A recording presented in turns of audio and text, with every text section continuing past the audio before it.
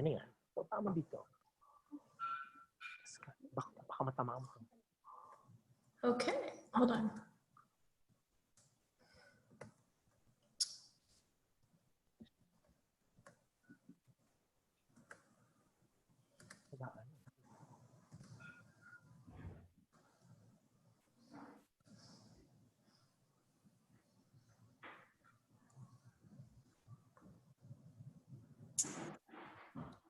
Preparing live stream.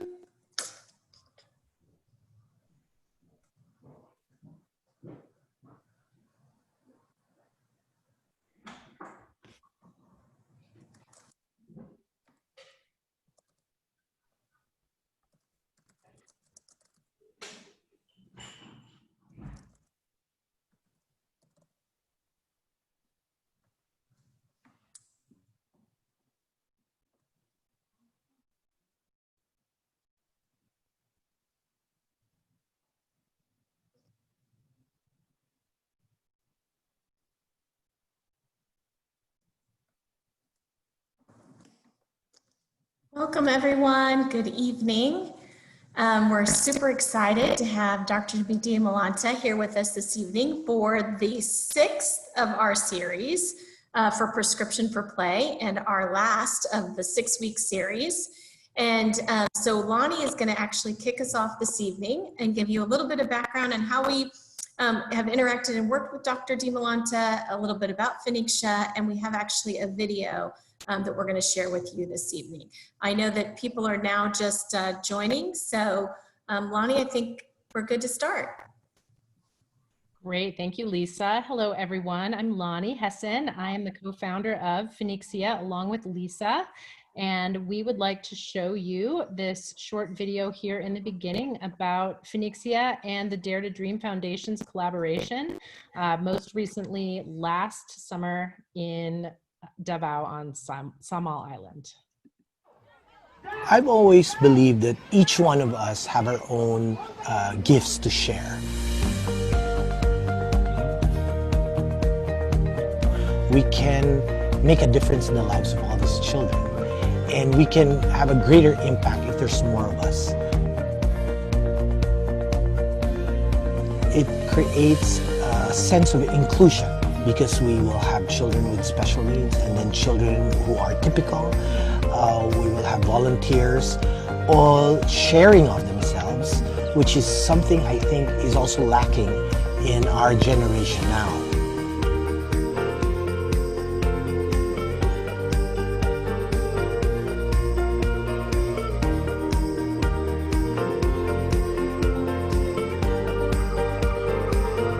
Please join us by volunteering and/or donating and help us make a significant impact in the Philippines.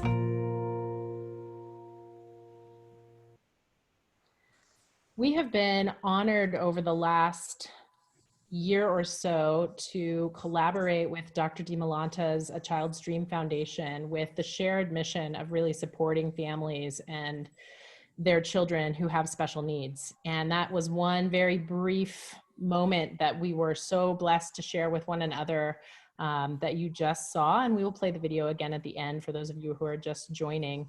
But the Fenexia Foundation, again, along with the Child's Dream Foundation, really have this shared wonderful mission of supporting families, caregivers, teachers, and all of you who support children with special needs. And we're so honored to be here with Dr. Dimalanta this evening to finish out this 6-week series because we haven't been able to support you this year in person.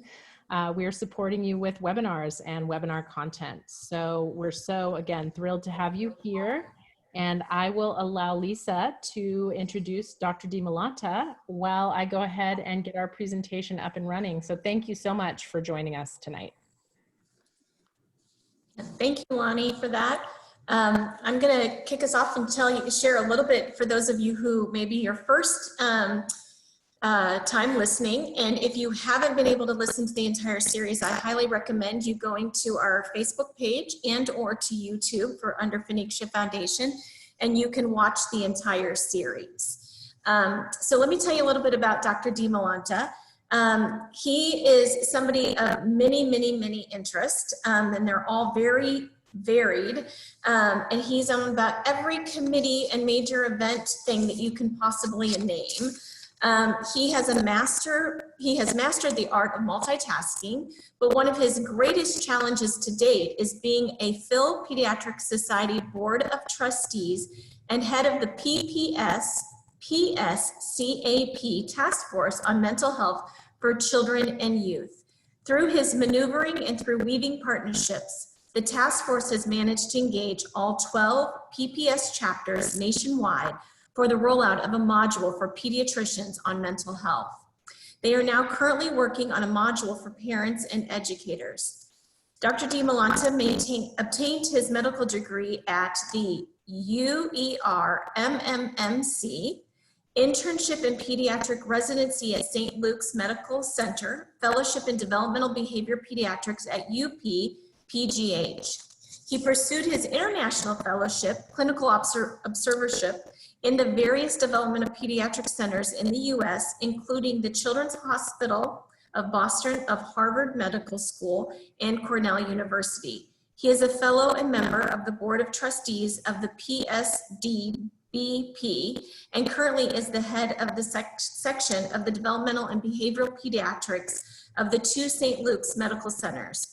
Among many of his advocacies closest to his heart is putting up a Child's Dream Foundation in Baguio City since 2003, and then joining us as an advisory board member of Fenexia Foundation 3 years ago. So please, let's give him a warm welcome. And Dr. Dimalanta, super thrilled to hear you this evening as you talk about theater.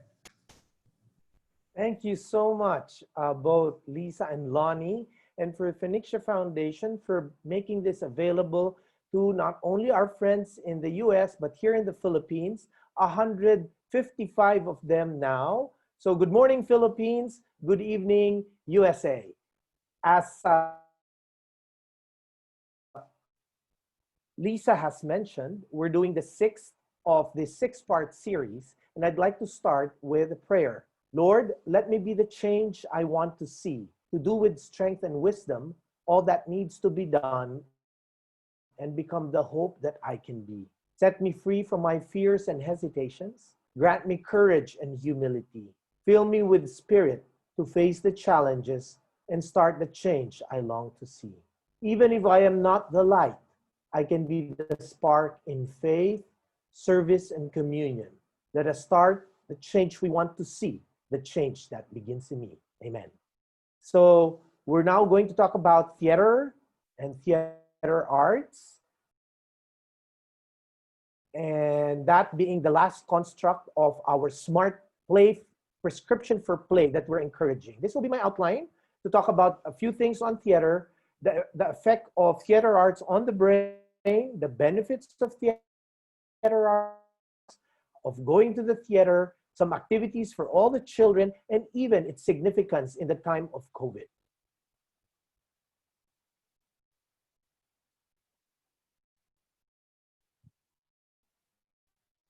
Okay, so as mentioned, you might be thinking, why theater? Because it plays a hugely significant role in helping children develop their creative skills.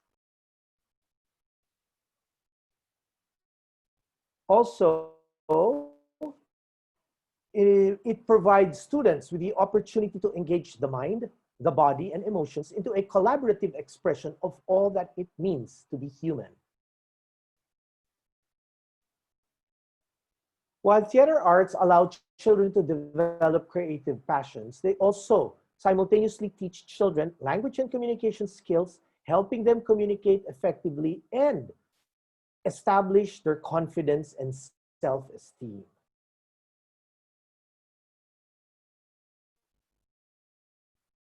Now, it's all about self-expression, exploring alternative options, and embracing individuality.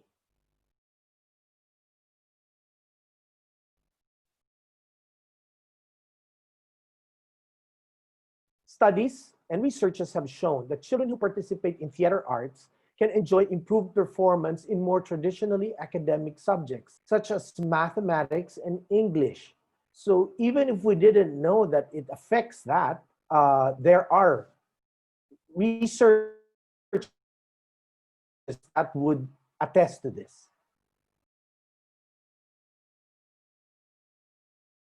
Being involved with music, drama, and dance will build strong relationships between students and with their teachers, and this will reinforce their identity within the school community.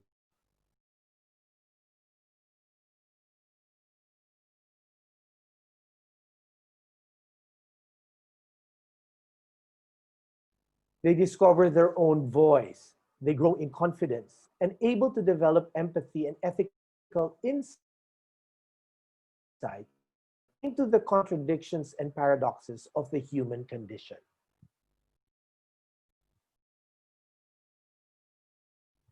Performing arts students grow in understanding of what it means not only to be human, but to be good, to be noble, to be honorable, to be kind and compassionate.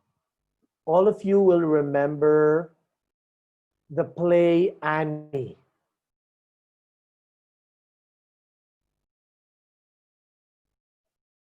Where they said it's not what you wear from ear to ear and not from toe that matters. It's what you wear from ear to ear and not from head to toe that matters. So let's talk about the connections of theater arts and our brain development.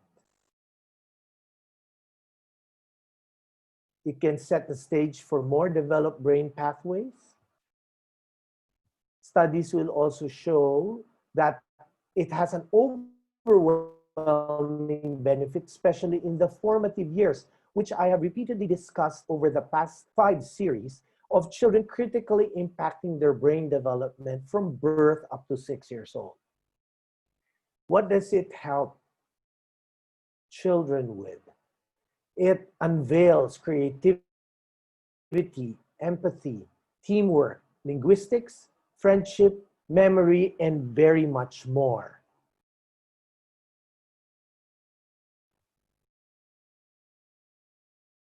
Artistic experiences will impact the brain development, especially the area of your prefrontal cortex, which is the area responsible for higher order thinking and motor skills.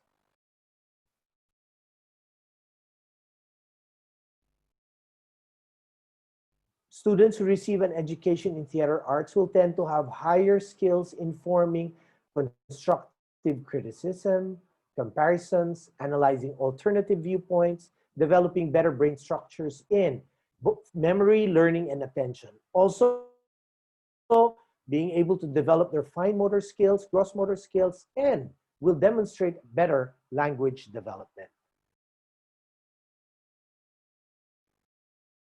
Cognitive neuroscience has discovered that theater arts education impacts emotional and social development in children and adults.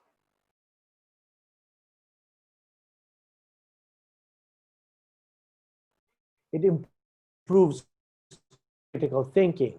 Not only that, it improves reasoning, it improves logic and imagination skills as they learn to adapt to different roles and characters.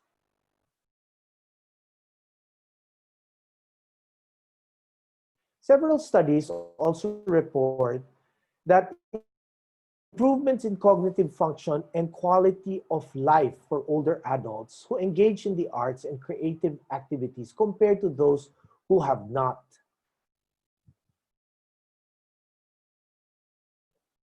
Besides, children who participate in plays, theater, drama also perform well at academics as they learn to memorize scripts, which improve and trains their brains to learn faster. So whether you are involved as the main or lead person or even at the backstage, all of that is developed. The theater arts have also been scientifically proven to help children overcome sadness, anxiety, depression, because it offers an emotional release. We quote from Willy Wonka. Who remembers Willy Wonka? Invention, my dear friends, he says, is 93% perspiration, 6% electricity, 4% evaporation, and 2% butterscotch ripple.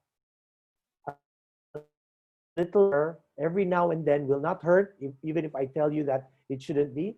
Now, what are some important benefits of theater arts? We can see that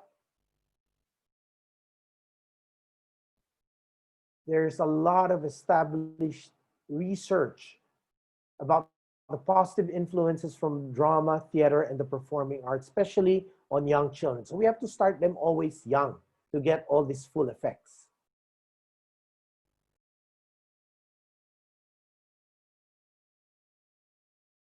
It affects their physical, not only physical, but emotional, social development, and they help develop a healthy appreciation of culture and the arts. What else does it help? The imagination. On our next slide.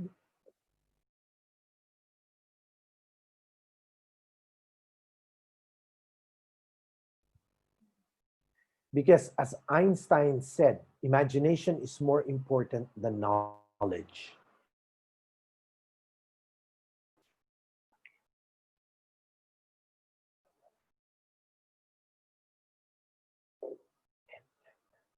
Understanding characters, right? It makes them, teaches them how to show compassion and tolerance for others.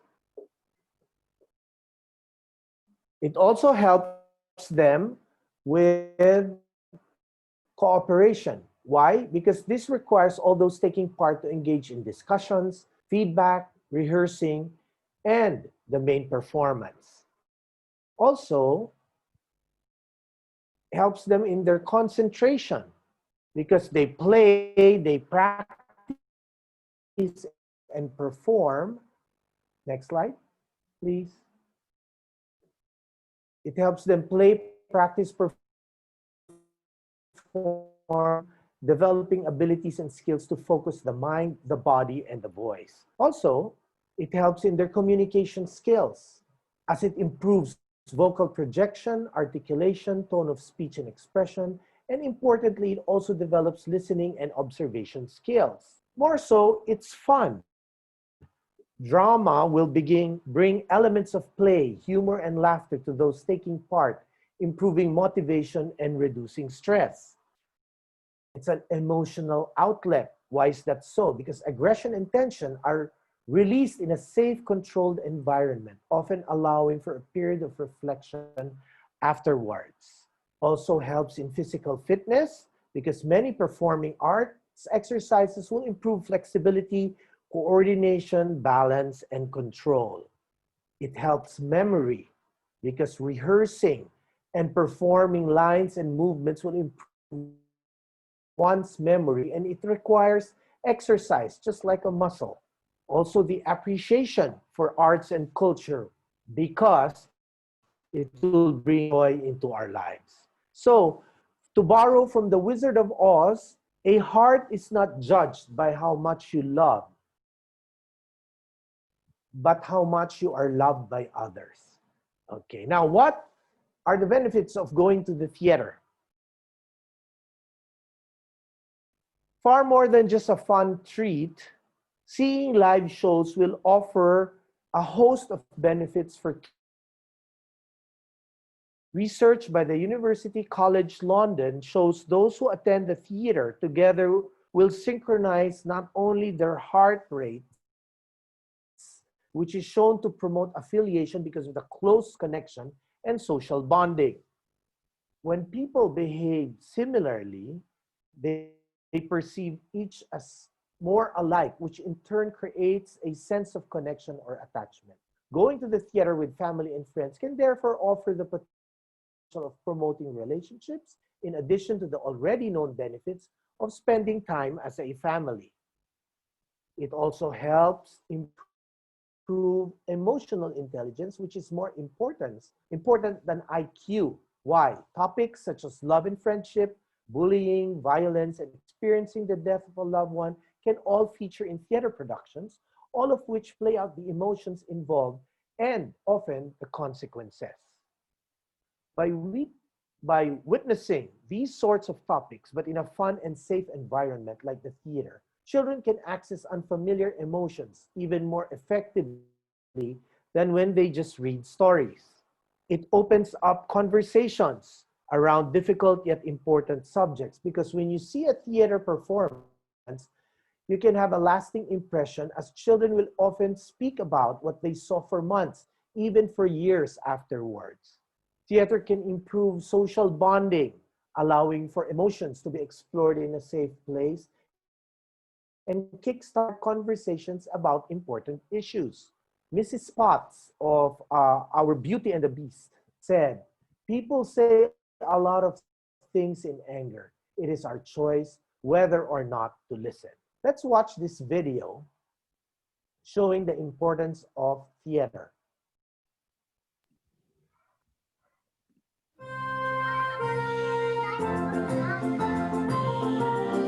Once upon a time, there was a world without cell phones, tablets, or gadgets. But for the new generation of kids today, this lack of technology seems to be a far, far away concept. And People's Theatre in Johannesburg is intent of changing that. You are a real princess. Oh, I love you. And I love you too.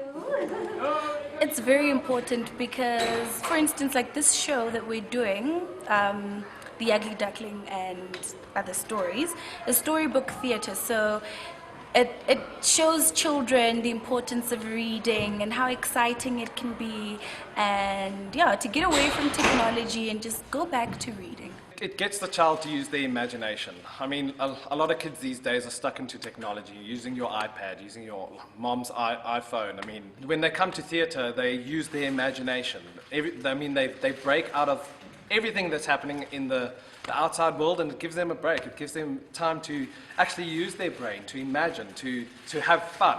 Right. Can you see where my daughter went? Where did she go? Not me? Was there a soldier where she went? No. Was there? Yes, a soldier. A lot of kids today are so stressed out with life. Show no mercy! With theatre, they are able to relax from the hustle and bustle of every day and be transported to another world.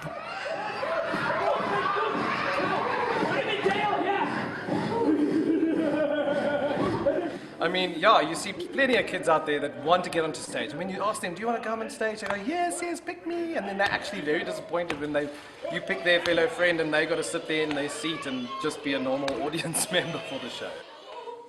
The young Jadine Murray believes that the confidence she has found through theatre is something that must be shared with the world.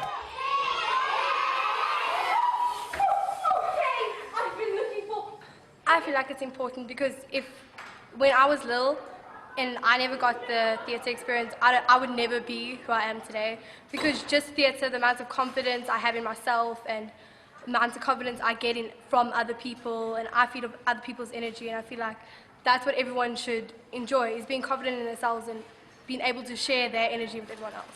Only 16 years old, this performer juggles life and school with her passion in theatre. Naked!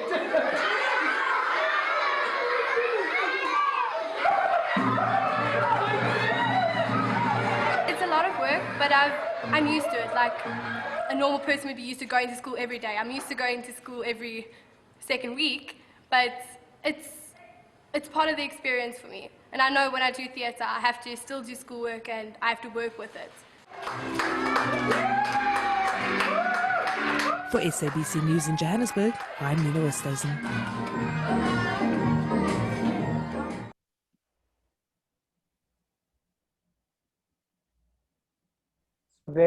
What are some of our theater activities? With theater activities, children will awaken their inner dramatist.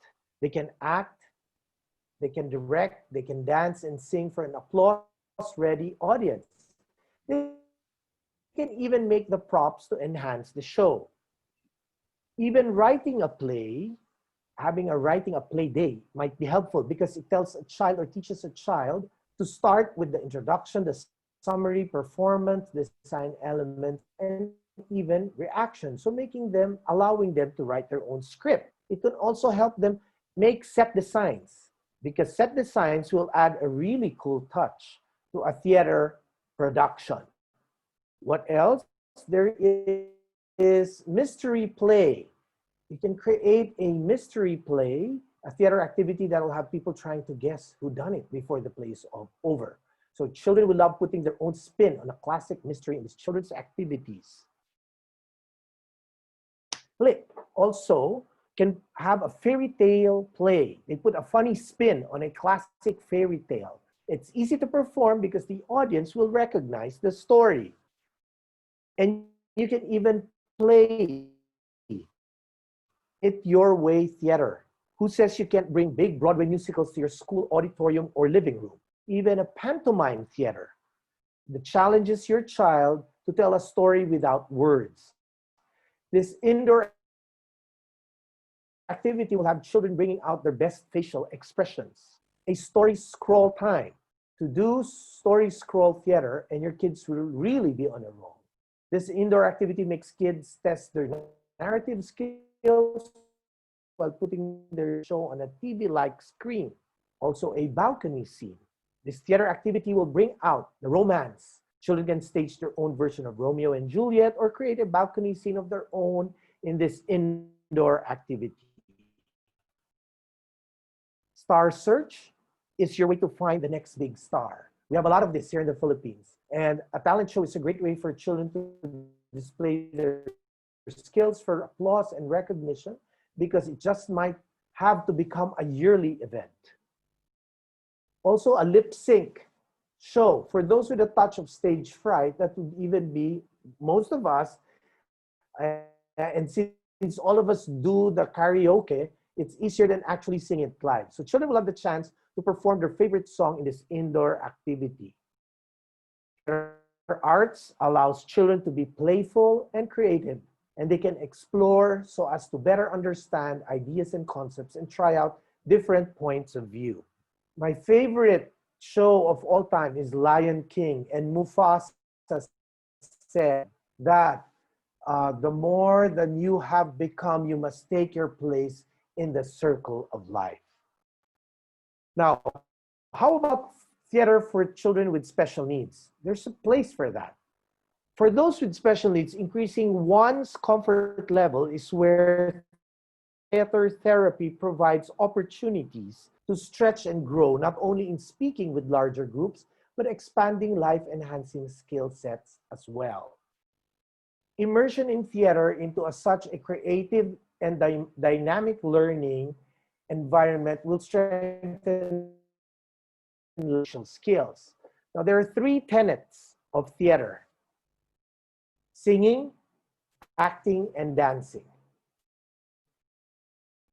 Each of these areas contains specific skills and opportunities for growing and learning because they overlap in creating a beautiful whole. Singing is first considered beneficial from an articulation and projection standpoint. Focus on strong communication with games designed to heighten these skills, and incorporating hand motions into songs. Acting will involve teamwork, communication, eye contact, and other helpful skills such as facing toward the audience and positive language. Acting will provide freedom in exploring different worlds of expression.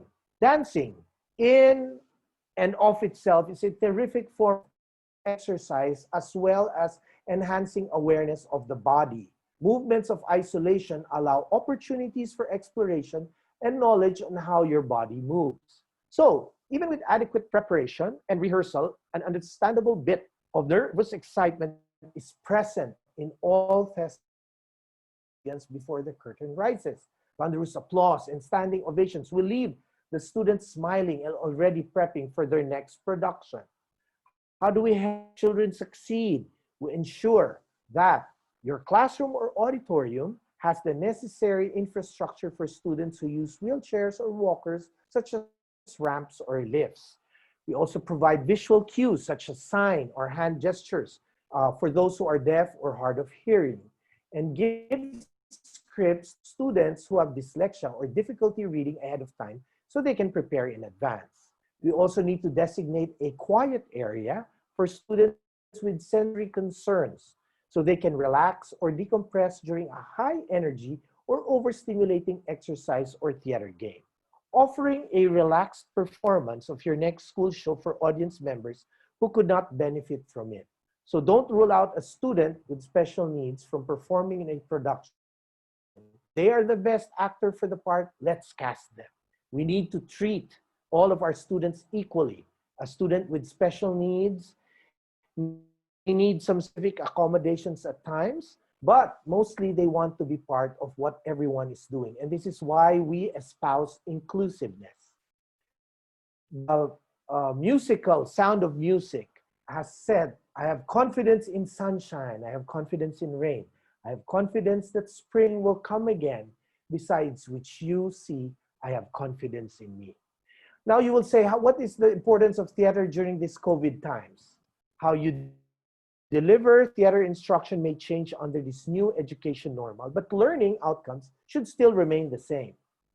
Theater programs are to support social and emotional well-being of students in this time of great change and trauma.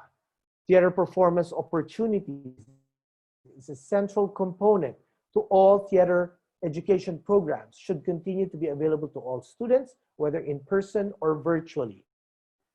So how can you deliver instruction while adhering to social distancing? How can you adapt instruction for virtual teaching and learning? How can the social and emotional support that live theater experience provide be transferred to online learning environments? First, rehearsals. Adhere to social distancing. Everyone should wear masks, conduct temperature checks if and when school comes back, right? Encourage students to bring their own marked water bottles, no sharing of food and beverages, wipe down or spray all surfaces. As we have been taught, washing of hands is best. We also schedule staggered bathroom breaks, provide hand washing stations.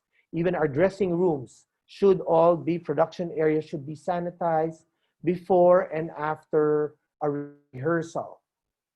During live performances, virtual performance models will rely on video conferencing. Next slide, please. Outdoor performances and in-person on-stage performance with streamed live to an online audience. Virtual theater is something new and unexpected for everyone, including educational theater. The internet has exploded with live recorded and repurposed theater in the months since the pandemic disrupted the theater world. Curriculum and scheduling must be mindful of how instruction can support the social and emotional well-being of students, because for students with special needs,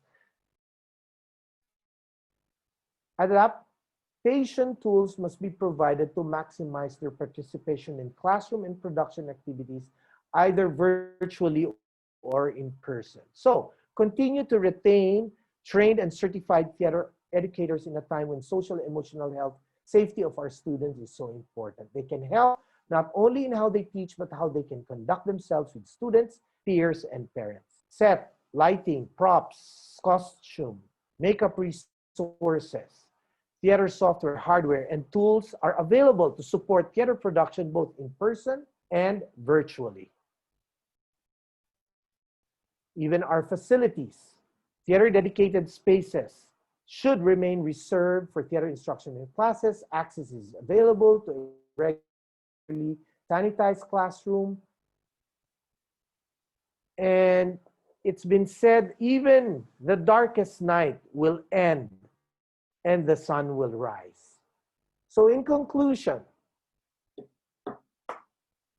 it is evident that theater arts form an important part of a broad and liberal education. Performing arts are so important in developing the whole child and helping children to enjoy and make the most out of school life. It can really help strengthen the school community because children will develop a sense of individuality and perform well as such happier with themselves and in the school environment.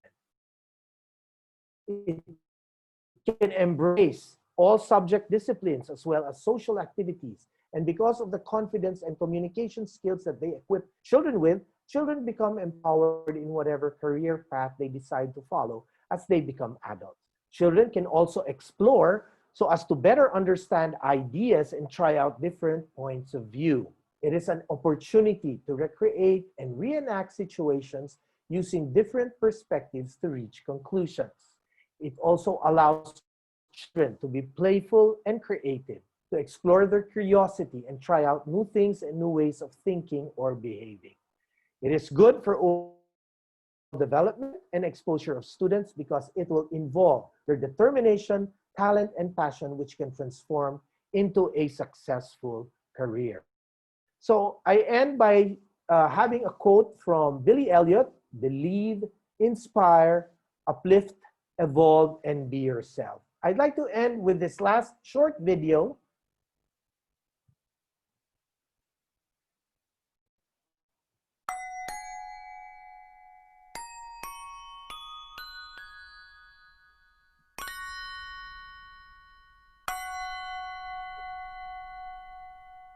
Polyglot Theatre is a globally renowned, award-winning company based in Melbourne that develops, produces and tours theatre for children all over the world. We are recognised for our conceptually strong, immersive, child-centred experiences that explode expectations of what theatre can be. Polyglot tours extensively and is a significant ambassador for a culturally confident Australia. Some of our presenters include the Lincoln Centre in New York, the National Theatre in London, the Esplanade Theatres in Singapore, the West Kowloon Cultural District in Hong Kong. The list goes on. We're also regularly commissioned to create new work by major venues like Arts Centre Melbourne, as they know that we consistently deliver innovative theatre that brings people together across generations and across cultures. Polyglot's performances also take place outside formal theatres, in public spaces, parks, football grounds and libraries. Performing in the public realm removes many of the traditional barriers to access and provides innovative ways to reach new audiences who would not otherwise consider engaging in the arts. We offer playful yet sophisticated experiences that are often free, without language, and responsive to the needs of individuals. We had the great privilege of having Polyglot at our venue a few years ago, and I cannot tell you how much that experience meant for us and for our community.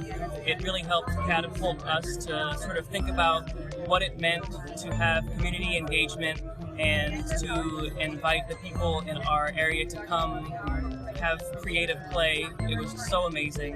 Rumba Town is amazing, isn't it? Like the creativity of all the kids that have been involved. I've just loved seeing Rumba Town come to life. Children are central to Polyglot's work as collaborators and audience. Our work exists to give children the power to be in control and experience freedom of choice within a creative framework. In schools and communities, Polyglot reaches kids who rarely have access to the arts.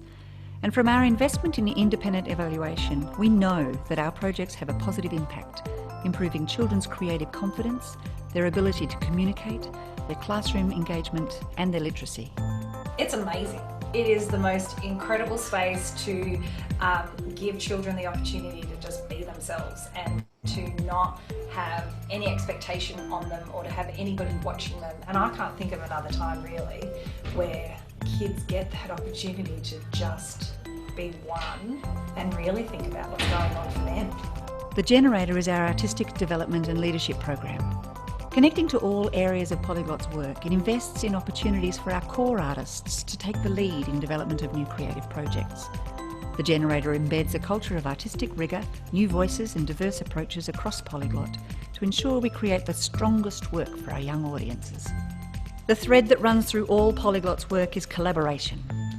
In our experience, international and intercultural collaboration is most satisfying when based on respectful relationships, friendship and genuine artistic exchange. And the success of our collaborations in Indonesia and Japan, with Indigenous communities and with independent artists, is testament to this approach. The energy created by the company through all our work drives towards our vision of a future where children are powerful, artistically, socially and culturally. And over the next 4 years, we push further into the exciting theatrical possibilities that this focus offers.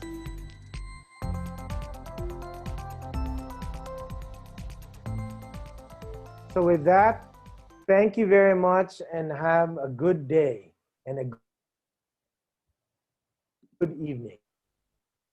Thank you so much, Dr. Dimalanta. That was amazing, as always.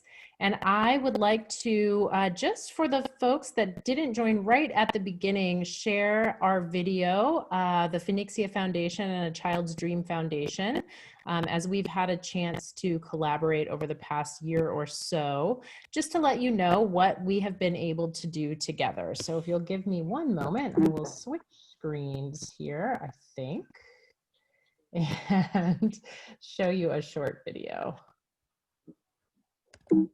Lonnie, we can do the short video after Q&A. I can. I thought it might be a little bit.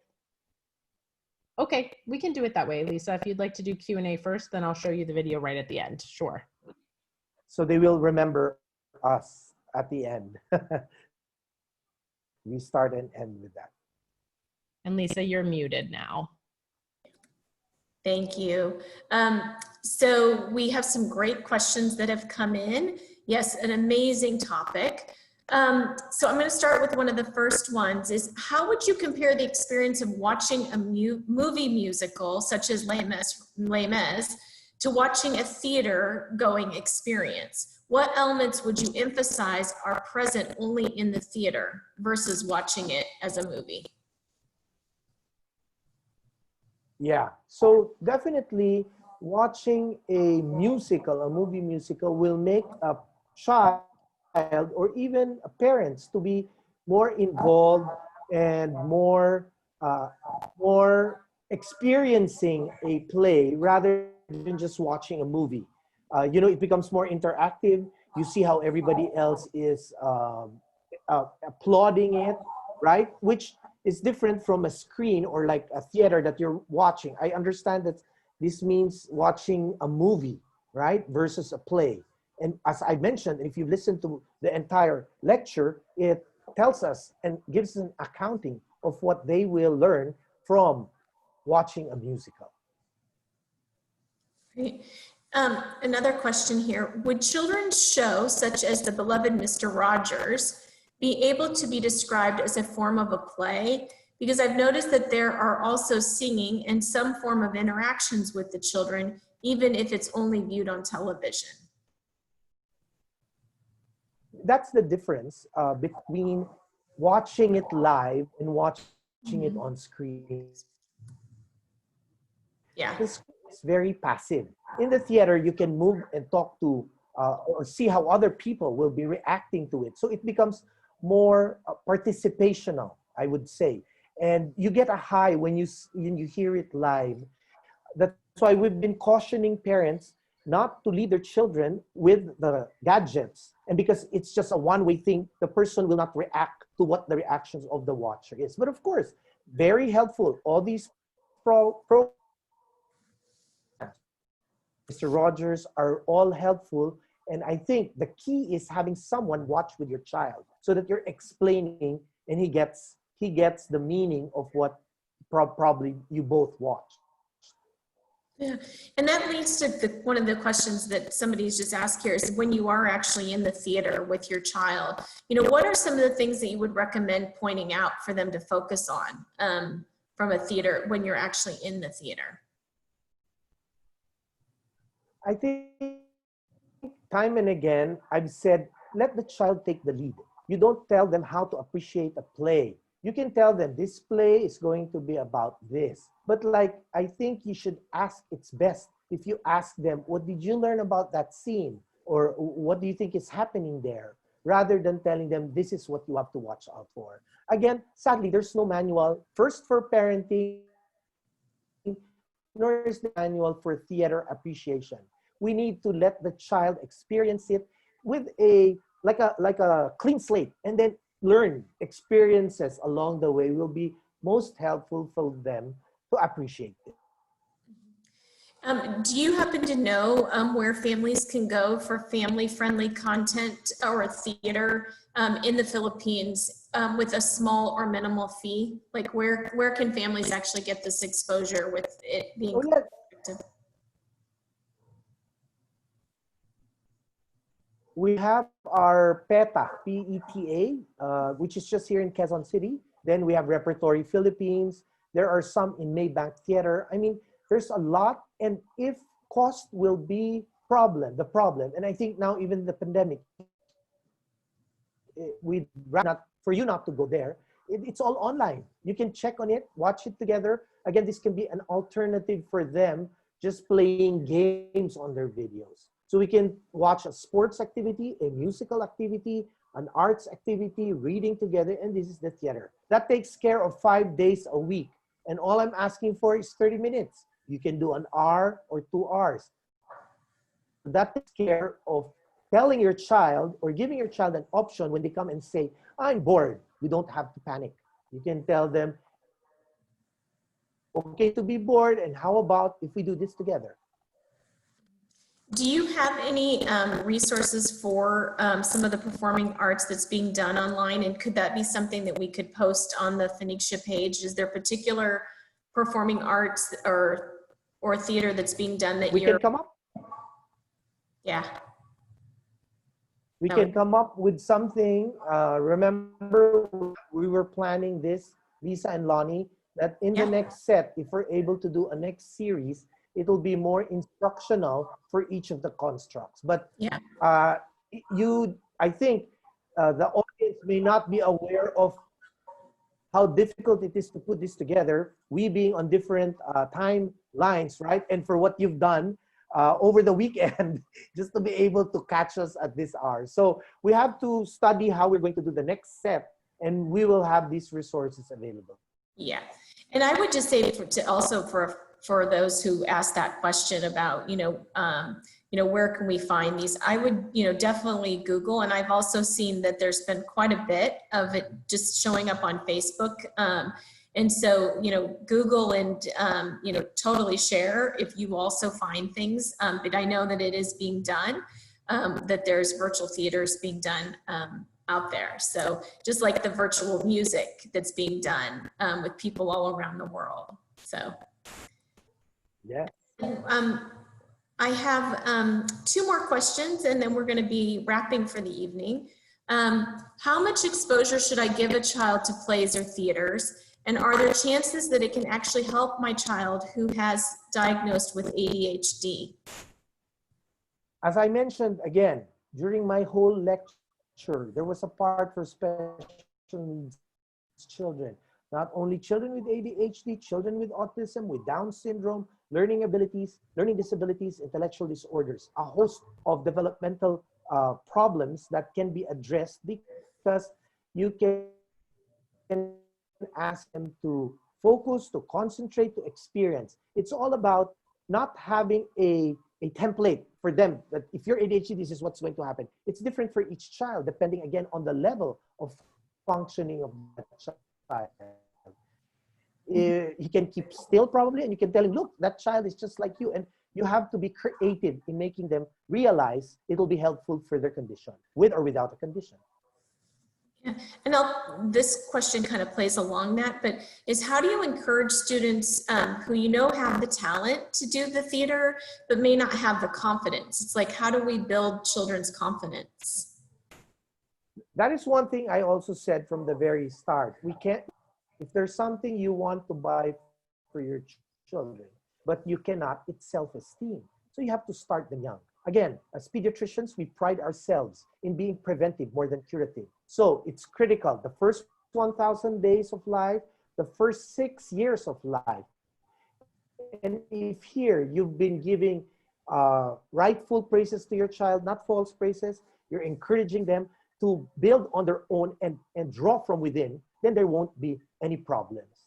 So it's not an overnight to do. It's slow, and we have to find out the interest of your child. They may not like theater, but they might like sports. They might like arts, music, or reading. So not everyone is cut out for this. And it's more of finding what will make your child be passionate about and enjoy doing.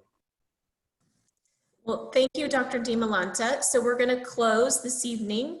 Lonnie is going to pull up the video just to show that what we shared at the beginning.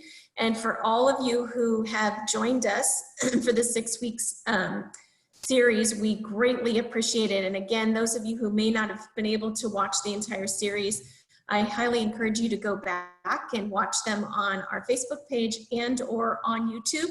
Please like our page on Facebook and YouTube, and continue to follow us because we will be coming back to you in a couple of months with a little bit of tips on each one of these, the SMART that Dr. Dimalanta went through, and giving more tips around how we can actually all engage in leveraging SMART.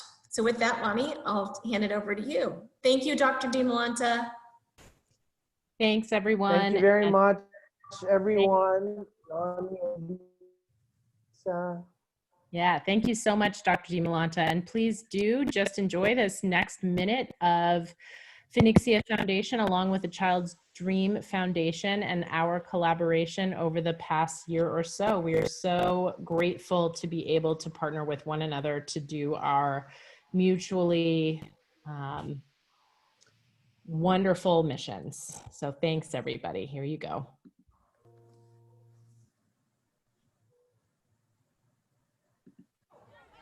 I've always believed that each one of us have our own gifts to share. We can make a difference in the lives of all these children, and we can have a greater impact if there's more of us. It creates a sense of inclusion because we will have children with special needs and then children who are typical. We will have volunteers all sharing of themselves, which is something I think is also lacking in our generation now.